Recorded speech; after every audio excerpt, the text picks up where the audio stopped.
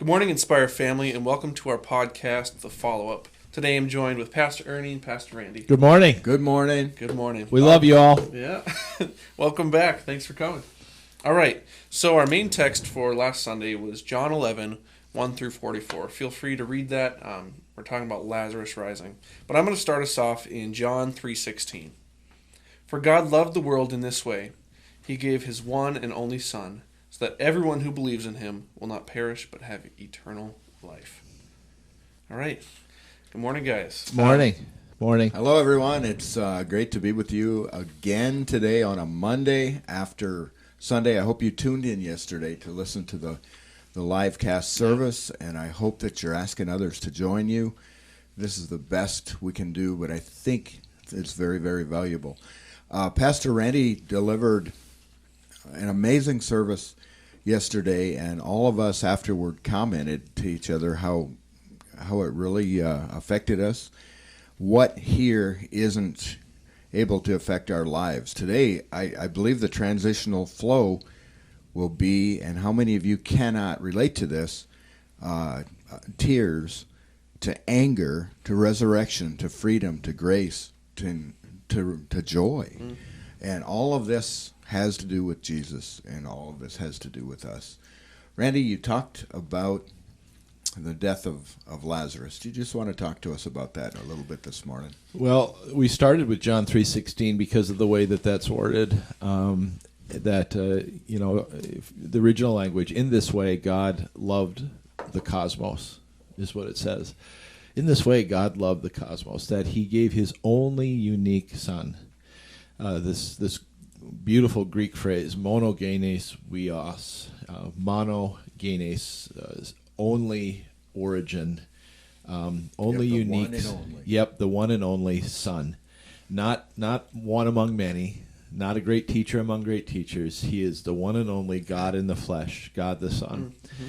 And so the story of Lazarus is another story in a long line of stories in the Gospels where Jesus either teaches or does miracles that slowly reveal his identity.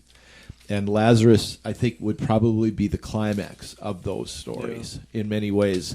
And so I want to, go on by first giving some credit. I do a lot of homework, ladies and gentlemen, out there for these messages, and there's a lot of different sources and people that contribute to any message that I give. But occasionally I think it's important to give credit to specific people. I want to specifically give credit to author and pastor Dr. Tim Keller from Redeemer Presbyterian in Manhattan for this message, because he helped really provide some structure that I thought was good, and then I kind of ran with it in a few other directions. But he really needs to get some credit on that. And I highly recommend to our audience anything that Dr. Keller, Tim Keller, has written, or his podcasts on YouTube, his sermons on YouTube. They are so well done. They are so incredibly well done. They are worth your time to listen to or read. Just excellent. So I want to give that credit, but I think you outlined, Ernie, the idea of that in this story we have Jesus revealing himself through tears, through anger, through truth, and then through grace. Grace, joy. Yep. Leading to joy. And so rather than start at the beginning of the story where Jesus talks to Martha, we jumped ahead to where Jesus talked to Mary. We started with tears. And the reason I wanted to jump ahead there was because I think that is probably the one area where Jesus shows his uniqueness as God, but Randy, compared to other gods. Even before that, you brought out something very, very, very important. Jesus does something that we would say is pretty strange. We know he's a friend and that he loves us so much, and he's very present in time of trouble. But in this particular case, he has three friends, Mary, Martha, and Lazarus. Lazarus has actually gone on and died. Word was sent to Jesus, and Jesus didn't come for how many days? And you brought something out very important about the time length in which he decided not to show up and when he did. Why is that significant even before we talk about tears? Well, there's a couple of aspects to that. The first is that he intentionally waits, and he tells his disciples, this shall not end in death, because there's a greater glory of God that needs to be revealed in this. And so really, in a nutshell, what he's saying, I'm going to forgo something good for something great. Ooh. And he waits on that. And so that's a principle, I think, that all of us have to remember with God, is that sometimes he waits and denies us something that's good because he wants to give us something that's great. Yeah. Wow. And I think you see that happen a lot. But in this case, this is the big kahuna here. This is the big identity reveal. And so he waits. This is hard. The other thing too is the disciples are nervous because they have to go back into Judea, and they know that it's dangerous there. And Jesus knows that this time, when he turns back, there will be no returning. Yeah. He's going to his death. And even Thomas, I didn't preach on this yesterday, but Thomas in the text says, well, okay, if he goes, let us follow him, and if we die, we die. They know that there's some gravity to this. And, of course, in the end, when he heals Lazarus, as I mentioned, he pokes the bear. He pokes the powers that be, the religious establishment that cannot deal with this renegade preacher, teacher, prophet, whatever they think he is, and they plan to kill him and murder him. And then we do have evidence that they also murdered Lazarus again later, too. Yep, on this side of heaven, is there anything bigger than death that we have to face? I mean, you put it up against job loss, you put it up against, hey, children struggling and all this, but death, we look at that as really final. What do you think about that, Sage? Well, I think a lot of the things that are smaller than death, you take them to the end and they lead to death. I mean, yes. Let's say even like job loss. It's like, well, if we didn't have to worry about supporting our families so people don't die, then who cares, you know? So, I don't know. I think that, yeah, that death is such an overarching thing in our life because all we know in this life right now is the end of things. So much of what we do in our lives is with the idea of preventing death. Yep. Yes. What we're doing right now with the COVID thing is we're all socially isolating. We're not going to businesses, or we're not working, a lot of us. Yeah, until what end? And we're incurring great pain and great inconvenience. And it's not servicey. It's real stuff. It's really hard stuff. Why? Because we have determined that death is even worse than this stuff. I know. It's what Paul says. Death is the final enemy to be conquered. And so, yeah, the battle royal ensues now. Jesus knows that he is going to have this public battle with death in the form of this person, Lazarus. And it'll be a microcosm to what you've talked about, the day death dies. Yes. I mean, imagine that idea. It's a foreshadowing. It's a foreshadowing of when death dies, and we're all looking forward to the day when death isn't at play within us. I mean, we fear it.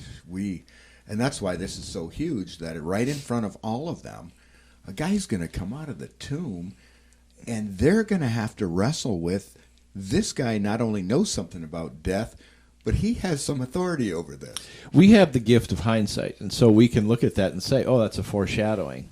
Those people didn't have that. They didn't. All they knew was, oh my gosh, look what just happened. And to be truthful, this isn't the first time this happened. Some of the prophets of the Old Testament also raised a couple people from the dead, if I recall. So they're reminded of some of these prophets. This is why the resurrection of Jesus himself is the final breakthrough, because now somebody who was dead, in essence, raised themselves. Yep. This is what's different, right? But he's foreshadowing this, and he's telling, and he's praying out loud to the people, and he's telling Martha this out loud so that people can hear and connect the dots. You're thinking that someday there's going to be a resurrection of the dead. They believe that at the very last days, right? The last day. But he says, no. I am the resurrection. Because what's and different life. about the Old Testament and New Testament is the prophets of old, written down, have raised somebody from the dead within a 3-day period. And what is significant about that, and then what Jesus did? Well, and we talked about that the Jews believed, and this is fairly anecdotal, but the Jews believed that the soul didn't leave the body until after 3 days. Yeah. Or on the third day or something like that. And so with Lazarus being dead 4 days, as I said, he's as dead as dead. He's as dead as dead's going to be. He's stinking. He's decomposing. He's wrapped in the clothes. Yeah. It's been 4 days. In their minds, the soul is gone. King James says he stinketh. He stinketh. It's more stinky when you say stinketh. That's the mother of all stinks. He's a pile of bones wrapped up in some grave clothes. That's what he is. Wow. So there's Jesus, coming and saying, okay, where is it? Where's the cave? Show me where it is. So then we got to play toward the tears. I love how you brought that out, just the tears. We all can relate to crying about stuff that's just devastating, and the type of a cry sometimes shows the depth of how sorrowful we are, and this is one of those cases. Well, and this is the part of the story that just is so odd to me. It's so odd to me because if I knew that Lazarus was going to raise from the dead, I would run there and I'd be like, "Get out of my way, everybody else! This is awesome. Wait till you see this, right? Like, hey, you would be crying. No, yeah. But Jesus stops in that moment and he weeps for his friend, even though he knows the end of the story. Instead of saying, "Good news, dry up the tears. I'm about to do a huge miracle." Right. Like, disregard your crying because it's not going to happen. Who cares? I'm raising him from the dead right now. But no, he stops. And he cries first with Martha. Or Mary, right? With Mary. And I think that there's a couple lessons in that for us. One is that when we're consoling others, let's not jump to truth before we take the time to have tears with people. Mm-hmm. We have the truth. We believe in the resurrection. We believe that even the death of this person is not the final say. But we need to take the time to cry alongside people. And this is the ultimate example of strength. That God, the Creator in Christ, right, the Logos, as John calls him, takes the moment to connect and cry with Mary, empathetically enter into her grief.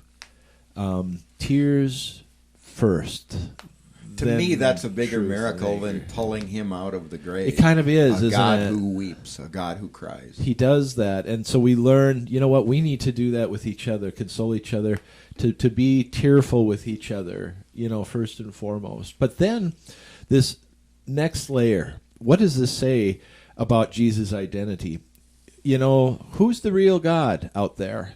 Here's a God that says, okay, we are made in the image of God. And even other religions would say, to a certain degree, that we are made in the image of God or the gods or whatever.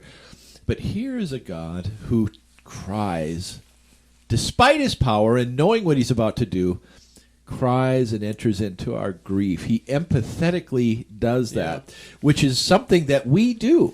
We laughed about Tim's empathetically gagging when he saw my toe bloodied and everything, and then we talked about people who empathetically vomit when people get sick, and then we talked about how many of us, I bet all of us, have empathetically cried at a funeral with a friend when we saw somebody who was hurting, right? That's a clue as to who we are. And then along comes this guy, Jesus, who says, "I'm God," and he does that, and we're like, that's it. He's the one. I think when we cry at a funeral, we don't think, oh, if we just truly believe that we would be reunited with him in heaven again, that we wouldn't then cry. Right. And so that's a great insight into Jesus, right? Here's the one in whose image we are made. Yes. We see ourselves in him. And I just think that is a very subtle but super profound little clue as to his identity, why he's the real God and the others aren't. And then you brought out something that was just amazing that I'd never, ever heard before. His crying kind of changes. There's two kinds of crying here. It he shifts. stands and he empathizes with this woman. I have always preached and taught on that, the stand in empathy. Yeah. But then you brought something out that I had to wrestle with. You said, then there was an angry cry. Deeply moved. Deeply moved. Yes. You said the word. What was the word? It's the Greek word brimasato. Which meant what? There's a trembling going on. To quake with anger or rage. Why would Jesus be angry? And to this day, I still don't understand. And I've read several other theologians and doctors and pastors who are in agreement. We don't understand why they've chosen such vanilla language to describe this. deeply moved. He was deeply, because when I read that, I think, oh, he's crying still.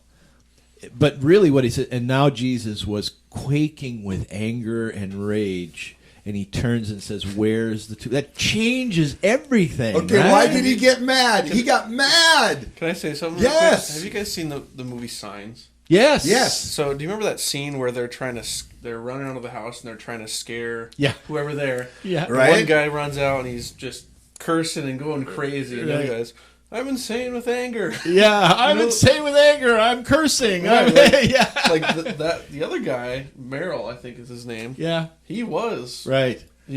Exemplifying that. Right. Well, I showed the picture from the Avengers with Tony Stark at the very end when he's about to he grabs this Infinity Stone glove and he has all this power all of a sudden. The power, the exercise of it's going to kill him. Yeah. He is going to kill Thanos, whose name in Greek actually is related to Thanatos, the word for death, right? Right. So Thanos is death embodied. He's about to kill Thanos. He's about to kill death.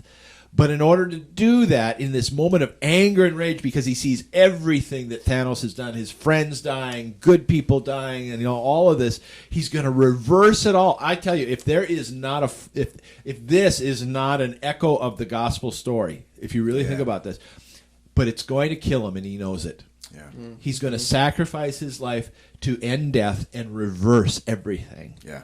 I mean, are you kidding me? Yeah. That's exactly what Jesus is doing. And this is a foreshadowing of that. And I think Jesus is experiencing this rage and anger at death at the present situation. And he's finally saying, this is not going to stand anymore. And it begins today. It begins today. I am going to let people know, death, that your days are numbered. Your D-Day has come. I remember so well sitting in the ER with my daughter, and we're losing little Marley. My granddaughter, and there is an intimacy and there's a sweetness to crying when you're there and your granddaughter's dying and you're helping your daughter to go through this, and there's that putting yourself in their place. And then I remember when the switch happened inside of me that I was as mad can be, because that type of deep sorrow needs an object to blame it on. You need to blame somebody who caused this type of a thing, and that's where people get it wrong, where then they go to God and they say, God, you're the one who did this, and my family, my daughter, my first granddaughter is going to die through this, and my daughter's going to... And then it hits you. It ain't God. It's death. It's death. And you see that hit Jesus when he sits there and he cries with her and he holds her and like this, and then he goes way back to the beginning, death, when it was unleashed. And the irony of that is he's the one that's about to solve that on the cross. And I think it was Paul, right, who writes, be angry, but do not sin. And so sin. Jesus models this. It's okay to be angry. God is angry. God is tearful. God is brima sato, but he's angry at the right thing. He channels his anger at the right thing. Yep. And that's another lesson for us, is when we feel anger, we're tempted to be angry at somebody, right? And Paul reminds us our battle is not primarily against flesh and blood, but against principalities and power. So we should channel our anger at the devil and at death. Yeah. And that this whole invasion of what was once a beautiful system of creation that God made. And Jesus does this. And, of course, he begins with a demonstration of his power over it. And as stunning as that moment must have been, I just can't begin to think of how stunning it was, because even though it was stunning, it wasn't unprecedented within the Jews' own histories, right, with some of the prophets. But when he rises on Easter, that's a game changer. That changes everything. And, of course, that's where we're marching towards. We're only 2 weeks away now. And the resurrection of Jesus is fundamentally different from Lazarus' resurrection on all kinds of different levels. And we'll get to that when that time comes. But he walks to this tomb or runs to this tomb, and he looks at this tomb, and you hear the professional weepers. They're weeping just like they did with the dead girl that we talked about a little while ago, because there's cause to cry. And then it's a showdown with everyone listening in. He's talking like to them, and he's talking to the Father in heaven, but he's also speaking to Lazarus, and he's speaking to death. It's almost like a quad that everybody, all of nature, is listening in. As then he said in a loud voice. Yeah. Right? Is that the truth? Yes. Well, and even the text says he said loudly, but it's really, he's giving voice to that rage. Yes. He's screaming it out. And he's saying, humanity, creation, everybody listen up. Yep. Everyone listen up, Yep. because this is going to be unprecedented. And death, I want you to listen in because you think you've won this. I like to think of it almost as if death is, in a sense, personified in this moment. Yep. He can see death with his, kind of wings wrapped around him. Because death is an angel, is an angel. Azel is the Hebrew angel of death, right? And he sees Azel, his wrapped around Lazarus, and that's final, And when he commands Lazarus to come out, it's almost, how those triangle stories where Jesus says one thing to one person, but he's looking at somebody else? Yes. I think this is happening here, too. Except now the other one in the triangle is death. There's Jesus, Lazarus, and there's death. And he's saying, Lazarus, come forth, but he's looking at death. Yeah. Yeah. And he's saying, you can't stop me. Let him go. Yep. He's saying, and then he says that, right? Let And he comes him out go. and he says, let him go, unwrap him, let him go, free him. And I wish actually I would have touched on that a little bit more in the message, but I think that that's another subtlety, and it's a little speculative on my part, I will confess that, but I think there's some truth to this, that death is the player in this whole little exchange. Yeah. And death, for maybe, for the first time in its own existence, a few times now, it has had to give up its prey. It can't resist this power of, I am the resurrection. Ego eimi. I am God, right? I am Yahweh. Yahweh, the resurrection and the life. Zoe. Death cannot resist or stand against Zoe. So here you have this power, death, that can end bios, our physical life, can end psyche, our life of the will and our mind, but this other fundamental form of life, Zoe, and that's the word he uses, I am the resurrection and the life. This is resurrection life. He can't stand against that. And this is, by the way, the life that pulsates from Jesus in his own resurrection. And Paul says we are the first fruits of that. He's the first fruits of what's to come. So it's exciting. It's not the life that pulsates within Lazarus, because Lazarus will die again later. He brings it back to this bios and psyche existence. But it is the power of Zoe that makes it happen. And death can't stand against that. So he comes out of the tomb, and he has one more problem. He has one more problem, doesn't he? Jesus has fought death and won over death as far as Lazarus is concerned. But as he comes out of the tomb, he's got another problem. You all know what that problem is? The grave clothes. And so we morph into freedom here, and there's so many overtones for you and I in take off the grave clothes. Do you know people who wear them? They still wear them. In fact, we go out and it's like wearing the same pair of underwear for a whole year, And gross. He's still got the grave clothes on, and he comes out, and can you imagine, hey, Lazarus, say something, you're free from death. And he goes, and once he's saying, get these darn grave clothes off of me. And Jesus says that, take the grave clothes Which off. is also another, I think, foreshadowing, right? Because one day it says the trump will sound and the dead shall rise. Yeah. We are going to hear Jesus call our name. Oh, yeah, he called his Just name. like he called Lazarus. Ernie. Yeah. Get up, rise up. Sage, rise up. Randy, rise up. Our friends out there, rise up. Yep. We're gonna hear him say that. Whatever grave clothes we have or whatever, get out of those. Free. The whole idea is free. You're free. You're freed from death now. Freedom. And any symbol of it, you're He free. exchanges the old for new, and isn't that salvation? And Paul would say we're clothed now in his righteousness, right? Yeah, and Not clothed. death anymore. They're We're clothed in his righteousness. Yeah. So it's a fascinating thing. Yeah. We better wrap it up. Yeah. Ernie, you got a takeaway? I do. I have a takeaway on this because it started with tears and it ended with great joy and good news. And the central character is Jesus. Tears way back then of heartache, of despair, of hopelessness, and then you go right through the gambit of anger and freedom and grace. Grace is another thing, and then to joy. That's where God is leading us. That death doesn't win. What was unleashed in the garden gives way to joy in heaven as we give up the grave clothes and as we walk out of there, and he heals us from the stench of sin.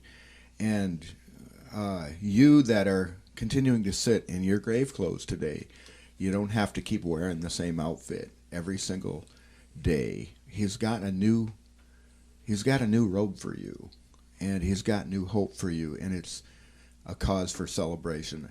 I wish they would have written that in there, how they celebrated after Lazarus came out of the tomb, and then they go home, and what were those conversations. But the hero of the story is Jesus. Yeah.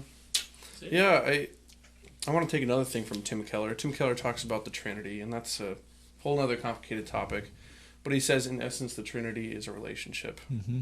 And that in that love can abound because there is just this love relationship. Yeah. And it follows then, if we are created in God's image, that we are created to have this relationship. And it is shown in these responses where we're moved by Jesus weeping.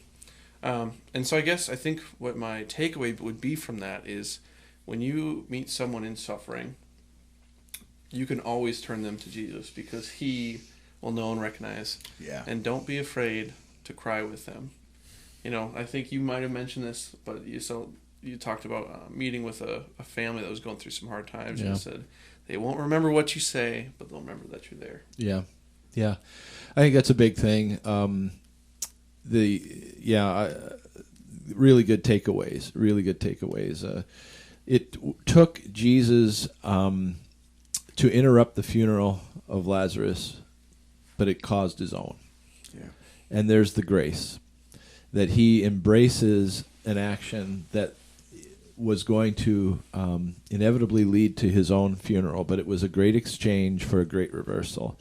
And it was always part of his plan. Yeah. And so I think we see Jesus revealed, deeply in all these ways that make him unique. Like I said in the message, Hinduism will tell you that suffering is an illusion. Islam will say, well, it's just God's will, as if God's detached from it all up there. Atheism will tell you that suffering is meaningless.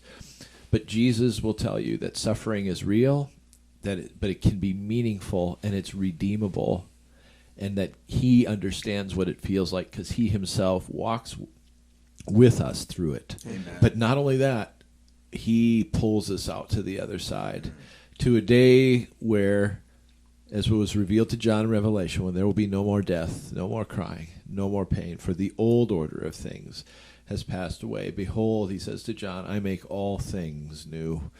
And this was the foreshadowing of his resurrection, which was a foreshadowing of the resurrection of all things. Pretty exciting stuff. A day we're all looking forward to, Randy. Yep. All right, Inspire family, thank you for joining us. Check back in next week, and we have our services on Wednesday and Sunday. And keep in mind, we'll be on tomorrow again with our Inspired Daily podcast as we continue to work through this extended period now of COVID through the end of April.